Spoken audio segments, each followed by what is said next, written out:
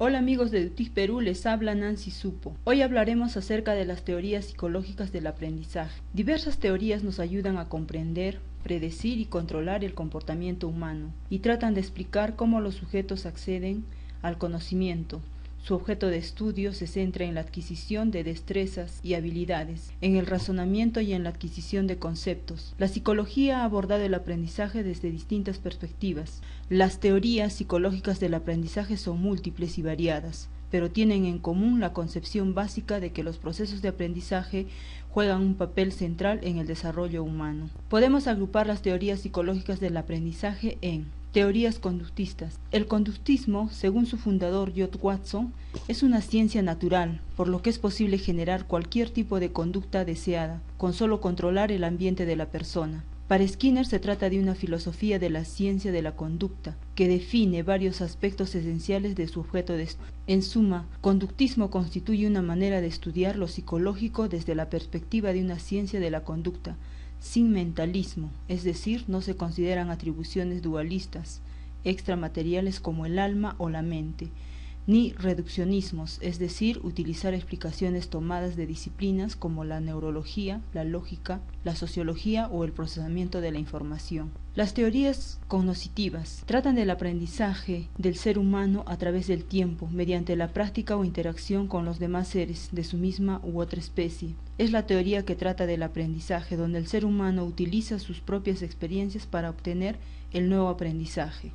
Las teorías del aprendizaje social. El aprendizaje perceptual, social, por imitación u observacional, es cuando el individuo logra realizar una conducta nueva o alterar la frecuencia de una previamente aprendida por la observación de modelos. Es Bandura quien a partir de los años 60 establece algunas de las condiciones necesarias y suficientes para el aprendizaje imitativo. Entre ellas están que el modelo debe recibir reforzamiento por lo que realiza, que haya similaridad entre modelo y observador, que el modelo tenga prestigio ante el observador, que el observador tenga los componentes de la respuesta a ejecutar y que el imitador reciba también reforzamiento por la imitación. Las teorías psicológicas del aprendizaje pretenden describir los procesos mediante los cuales tanto los seres humanos como los animales aprenden. Numerosos psicólogos y pedagogos han aportado sendas teorías en la materia. Las diversas teorías ayudan a comprender, predecir y controlar el comportamiento humano, elaborando a su vez estrategias de aprendizaje y tratando de explicar cómo los sujetos acceden al conocimiento. Su objeto de estudio se centra en la adquisición de destrezas y habilidades en el razonamiento y en la adquisición de conceptos. Las teorías del aprendizaje conforman un variado conjunto de marcos teóricos que a menudo comparten aspectos y cuestiones o incluso suponen postulados absolutamente contradictorios. De acuerdo a este grupo, el aprendizaje es un cambio de la conducta en la forma como actúa una persona ante una situación particular. El conductismo surgió como oposición directa al énfasis que había puesto el psicoanálisis en los impulsos ocultos e inconscientes. El problema era que tales impulsos no podían estudiarse y cuantificarse, lo que implicaba que la psicología parecía no ser científica. A comienzos del siglo XX, John Watson expuso que para que la psicología fuera considerada una ciencia, los psicólogos debían examinar solo lo que pudieran ver y medir, es decir, la conducta y no los pensamientos y los impulsos ocultos. Según Watson, si los psicólogos se centran en la conducta, se darán cuenta de que todo lo demás se puede aprender.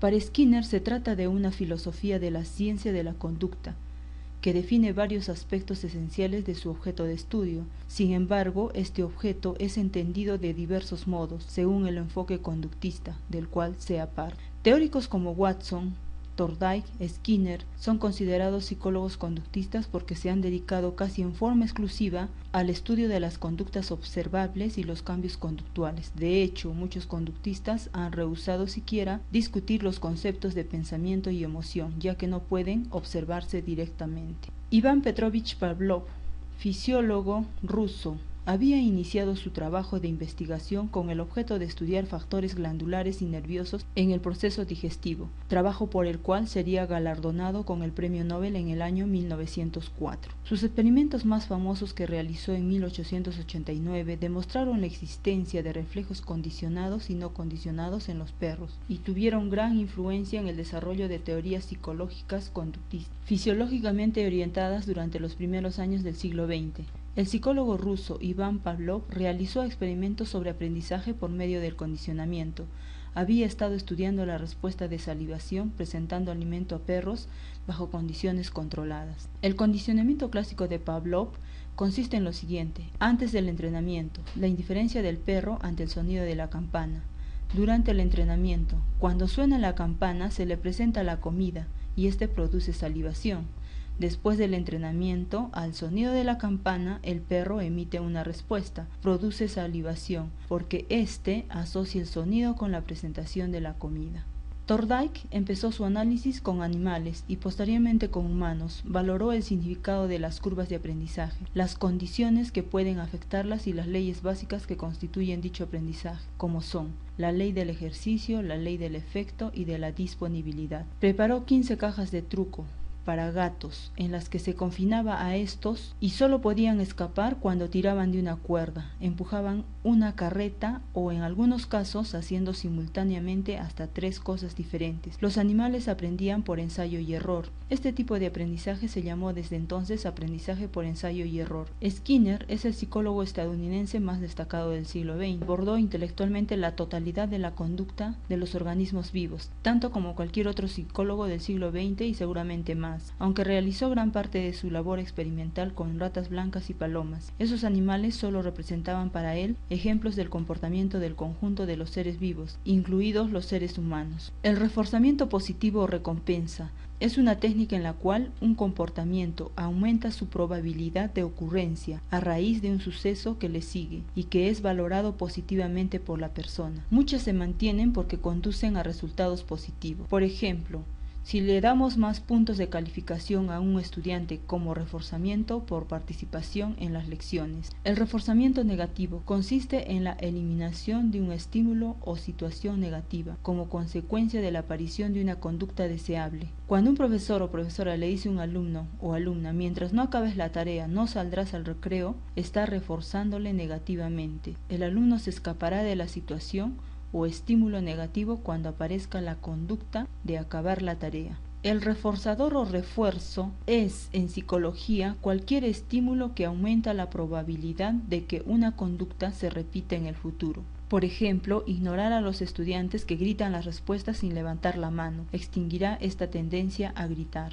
El castigo. Las respuestas que tienen consecuencias dolorosas o indeseables serán suprimidas. Dejar sin receso a los alumnos que no copian la lección, por ejemplo. Sin embargo, el potencial conductual permanecerá, así que la respuesta puede reaparecer si cambian las contingencias del reforzamiento. El conductismo de hoy. No puede negarse el efecto que tuvo el conductismo en las escuelas y los docentes, siendo como es lector y modificador de conductas y hábitos. Es de esperarse que una gran proporción de docentes hayan adscrito a la teoría conductista para algunas de sus estrategias didácticas. Los principales logros del conductismo fueron que cambió el propósito principal de la psicología hacia la solución de verdaderas problemáticas relacionadas con la conducta humana. Como el aprendizaje es una forma de modificación de la conducta, los docentes utilizaron algunos elementos del adiestramiento operante, por supuesto en ciertos límites, y lo cierto es que todavía se utilizan. Hoy por hoy el conductismo está en una etapa de decadencia, pero como ya hemos rescatado algunos de sus elementos, siguen siendo utilizables. Críticas de la psicología al conductismo. Desprecia lo congénito a partir de lo puramente adquirido. Fue el mismo Watson quien en 1925 llegó a afirmar que un recién nacido tiene un repertorio de reacciones muy limitado, tales como reflejos, reacciones posturales, motrices, glandulares y musculares, que afectan al cuerpo, pero que no son rasgos mentales, puesto que el niño nace sin instinto, inteligencia u otras dotes innatas, y será solo la experiencia ulterior la que caracterizará su formación psicológica. Watson proponía que se le diesen una docena de niños sanos y mediante la aplicación de técnicas conductistas, él las transformaría en doctores, magistrados, artistas, comerciantes, independientemente de sus hipotéticas tendencias, inclinaciones, vocaciones o raza de los antepasados. Ataca al síntoma sin tener en cuenta la causa. No presta atención a la vida psíquica del individuo, reduciendo al hombre a una máquina simple. Es altamente reduccionista, pues el psiquismo, atributo solo del hombre, aquí no se estudia. Características del conductismo en educación. El conductismo ubica al docente en el centro del proceso de enseñanza-aprendizaje. Considera al alumno como una tabla rasa, Hay que llenarlo de conocimientos como si se levantara una pared de ladrillos. Se desconocen los procesos mentales del estudiante, o por lo menos no se los toma en cuenta por la imposibilidad de hacerlos visibles. El grado de avance de los alumnos se mide a través de los resultados observables de su conducta. Cuando se trata de ejercicios es fácil que los alumnos obtengan la respuesta correcta, generalmente numérica, mediante la simple repetición de un algoritmo. La comprensión no se logra sino a través de una intervención explícita del docente. No se confía en que los alumnos puedan aprender si no existe la explicación del docente. En conclusión, es uno de los paradigmas que se ha mantenido durante más años y de mayor tradición, y aun cuando el conductismo no encaja totalmente en los nuevos paradigmas educativos, y ha sido constantemente criticado, entre otras cosas, porque percibe el aprendizaje como algo mecánico, deshumano y reduccionista, aún tiene gran vigencia en nuestra cultura y deja a nuestro arbitrio una gama de prácticas que todavía se utilizan en muchos sistemas escolares. No debemos olvidar además que este cuerpo de conocimientos sirvió de base para la consolidación de los actuales paradigmas educativos y que su legado prevalece todavía entre nosotros. Nos vemos en el próximo video. Hasta pronto.